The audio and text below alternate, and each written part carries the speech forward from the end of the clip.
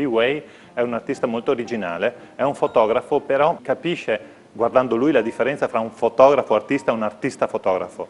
Infatti lui quasi neanche scatta, non sempre scatta le proprie immagini, il suo progetto è costruire il set, è come se dipingesse un quadro che poi invece di ritrarlo col pennello lo ritrae con uno scatto fotografico.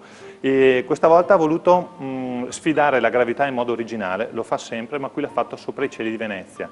E come fanno i cinesi, che sono capaci di unire un sottile, come dire, concetto sociale ad una simpatica ironia, lui si è trovato a volteggiare assieme a dei volontari, vestito con improbabili abiti religiosi, ma che hanno un senso per lui che è un cinese, si sa come il tema del Tibet sia caldo in Cina, oppure a vederlo addirittura volare con un salvagente appeso, quasi come fosse un elemento che lo sorregge, oppure addirittura sfrecciare con dei fumogeni che danno l'idea che lui sia una specie di jet umano che vola sopra i cieli di Venezia. Arte che si dedica all'arte. Questo è Venezia nel periodo della Biennale.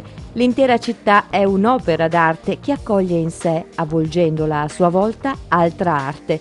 E poco importa che questa si manifesti sotto le spoglie di un imponente dipinto orientale o di un giardino di rose fiorite nella corte interna di una caserma affacciata sul Canal Grande. Può capitare anche di vedere un cinese fluttuare nel cielo sopra San Marco, ben più in alto della punta del campanile.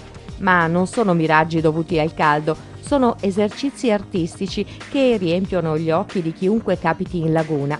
Dal pubblico edotto e avvezzo alle installazioni più audaci, al semplice turista o al cittadino di passaggio, l'estate veneziana ha un gusto particolare proprio perché l'arte è nell'aria, si infiltra tra le calli e gli antichi palazzi e lascia sempre qualcosa di sé a chi le dedica un pensiero, uno sguardo.